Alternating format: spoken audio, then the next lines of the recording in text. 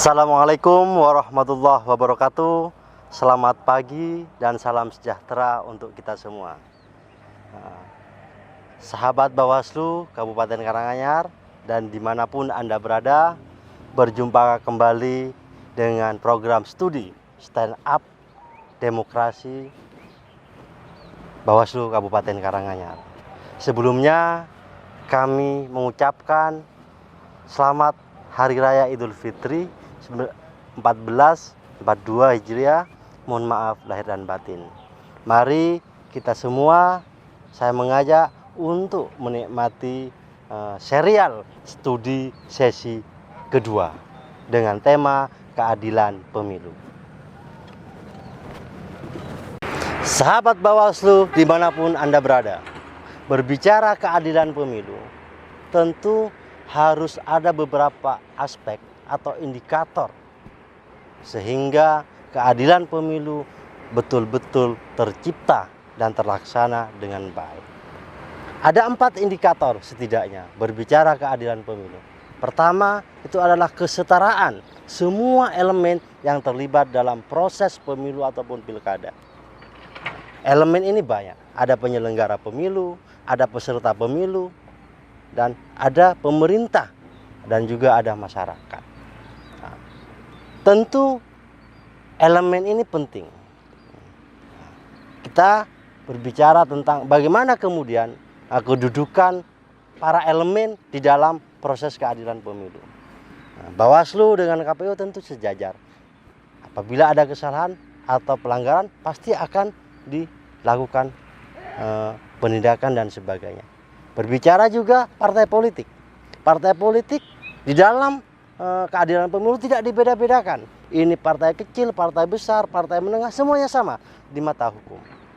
Yang kedua, kepastian regulasi atau undang-undang dalam setiap tahapan pemilu ataupun pilkada.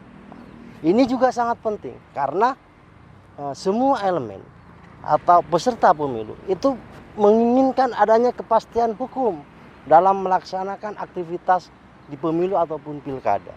Nah, sehingga kepastian hukum itu menjadi salah satu indikator penting agar proses pemilu itu berjalan dengan adil.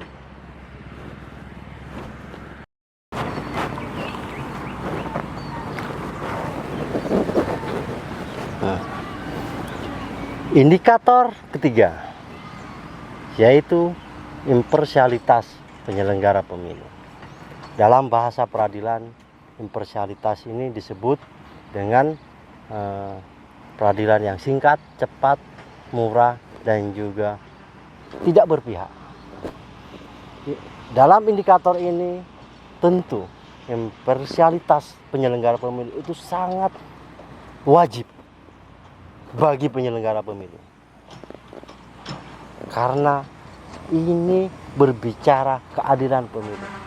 Bagaimana mungkin pemilu akan tercipta dengan adil kalau penyelenggara pemilu itu tidak netral, tidak netral dan tidak fair. Maka di tengah sistem pemilu yang terbuka seperti di Indonesia ini, imparsialitas pemilu itu sangat wajib bagi penyelenggara pemilu.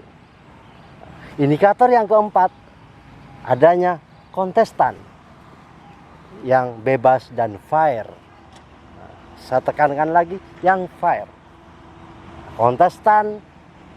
Bagi kontestan harus fair berkontestasi dalam proses pemilu ataupun pilkada. Dan tentu semua, sekali lagi, kontestan harus bisa bekerja dengan bebas dan juga fair.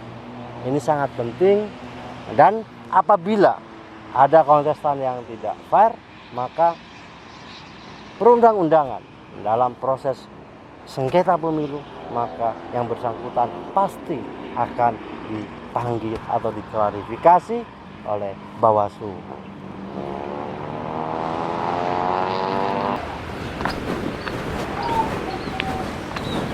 Selain 4 indikator terpenuhinya keadilan pemilu, ada 3 pilar penting juga dalam keadilan pemilu. untuk memenuhi keadilan pemilu. Yang pertama, politik perundang-undangan, pemilu ataupun pilkada. Yang kedua, institusi penegak hukum. Yang ketiga, partisipasi masyarakat.